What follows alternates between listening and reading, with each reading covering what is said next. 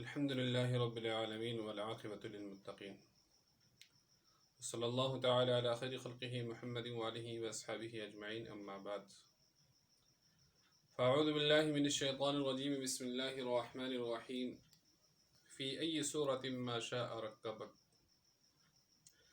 اللہ جل شانہ فرماتے ہیں کہ میں نے انسان کو بڑی ہی خوبصورت ڈھانچے کے اندر پیدا فرمایا ہے۔ اللہ جل شانہ نے انسان کو بنایا ہے، انسان کو ایک زندگی عطا فرمائی ہے، اور وہ زندگی اللہ کی امانت ہے۔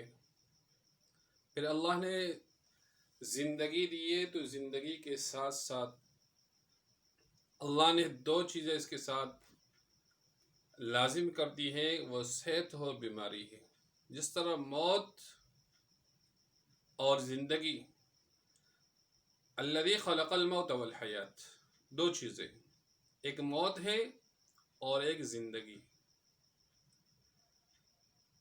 انسان مرتا ہے تو جیتا نہیں ہے، جیتا ہے تو مرتا نہیں ہے، یعنی اگر زندہ ہوگا تو مرا ہوا نہیں ہوگا، مرا ہوگا تو زندہ نہیں ہوگا۔ اسی طریقے سے انسان کے ساتھ دو چیزیں، ایک صحت ہے، ایک بیماری ہے۔ اگر وہ صحت مند ہے تو بیمار نہیں ہے، اگر بیمار ہے تو وہ صحت مند نہیں ہے۔ یہ دو چیزیں الگ الگ ہے۔ جس طریقے سے اگر دن ہے تو رات نہیں ہے، رات ہے تو دن نہیں ہے۔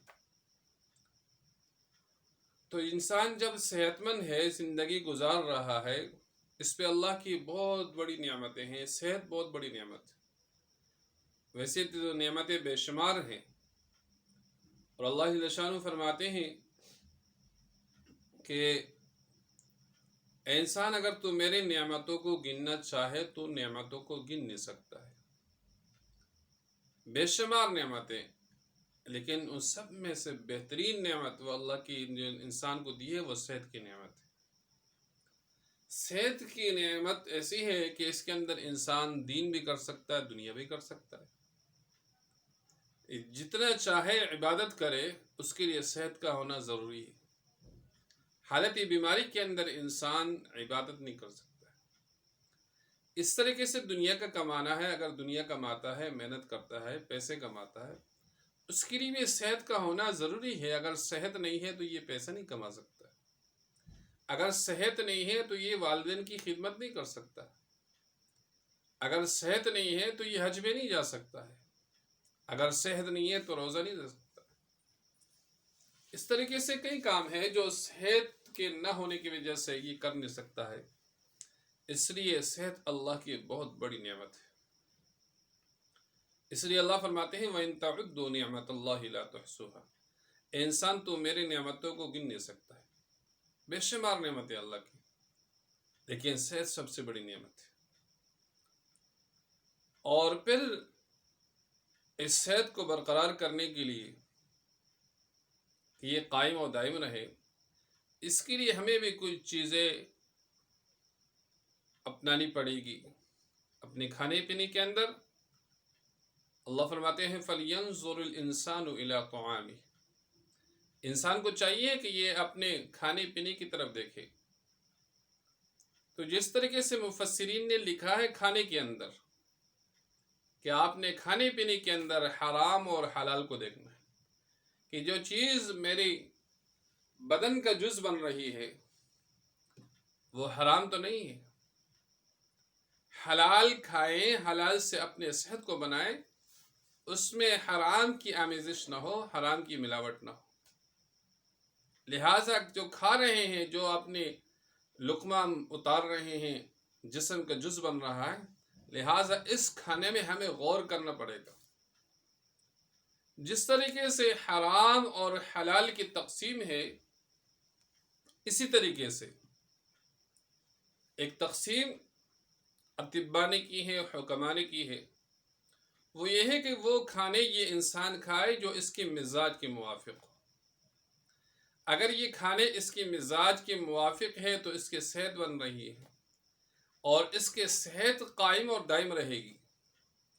لیکن اگر یہ ایسے غذائیں کھاتا ہے، ایسے پھل فروٹ کھاتا ہے، اور اس طریقے سے جتنے بھی ہے خشک میوہ جات ہے، دیگر چیزیں ہیں، جتنی بھی غذائیں ہیں وہ اگر مزاج کے موافق ہیں تو اس انسان کا صحت بن رہا ہے، اور اگر مزاج کے موافق نہیں ہے تو انسان کی صحت بگڑ رہی ہے، اور جب صحت نہیں رہتا تو انسان بیمار ہوتا ہے، اور پھر اس بیماری کے لیے اللہ جل شانہ نے بھی مختلف چیزیں بنائی ہیں، غذائی بھی ہیں جن سے انسان ٹھیک ہوتا ہے، اور دوائیں بھی ہیں۔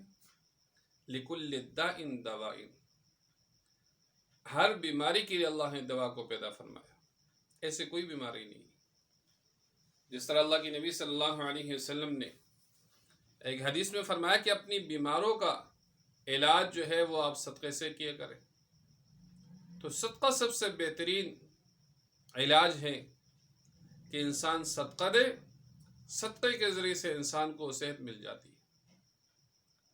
اور ایک حدیث میں آپ صلی اللہ علیہ وسلم نے فرمایا کہ حجامہ کرے، حجامہ بہترین علاج ہے۔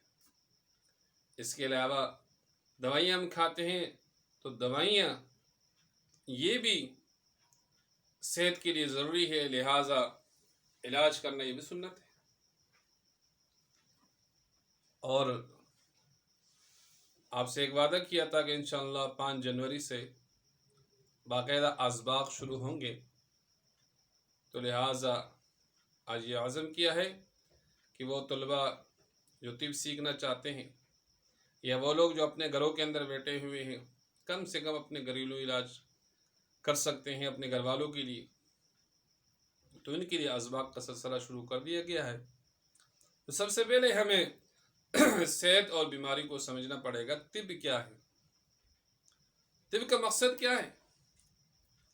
جس طریقے سے ہمارے مدارس کے اندر، اسکول کالج کے اندر مختلف جو ہے اسباق ہوتے ہیں اور ہر کتاب کا ایک موضوع ہوتا ہے، تو طب کا بھی ایک موضوع ہے، اور ایک جو ہے اس کی غرض و غایت ہے، اور ایک اس سے تعریف ہے۔ کہتے ہیں اس طب جو ہے ایسی چیز ہے یا اس علم کا نام ہے جس سے انسان کے بدن کی حالات معلوم ہو۔ ہم طب سیکھتے ہیں تو سب سے پہلے اس کی تعریف کیا ہے کہ انسان کی بدن کی حالت صحت کا ہمیں پتہ لگ جائے اور حالت مرض کا ہمیں پتہ لگ جائے کہ اب اس کنڈیشن میں انسان بیمار ہے یا اس کنڈیشن میں انسان صحت مند ہے، ان دونوں کا ہمیں پتہ لگ جائے کہ یہ اس کی تعریف ہے۔ اور اس کی غرض و غایت کیا ہے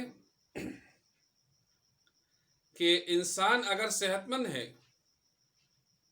تو یہ صحت اس کی کیسے برقرار رہے، بیماری کی طرف نہ جائے، اور اگر یہ بیمار ہے اس کا بیماری کا ازالہ کیسے ہو اور یہ کیسے صحت مند بن جائے، یہ اس کی غرض و غایت ہے۔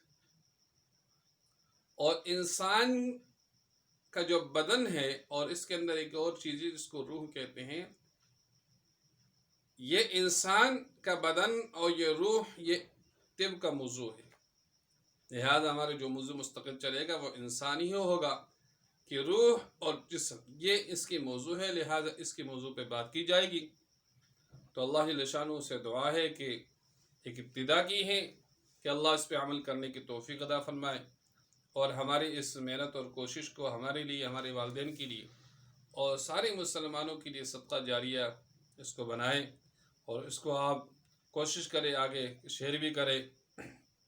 اور اس سے ایک پیغام ہے یہ صحت کا، لہٰذا اس کی کوشش کرے کہ کس طریقے سے ہمارے ساتھی اس کو آگے پہنچا سکتے ہیں تاکہ ہمارے لیے اور سب مسلمانوں کے لیے صدقہ جاریہ بن جائے۔ وآخر دعوانا الحمدللہ رب العالمین۔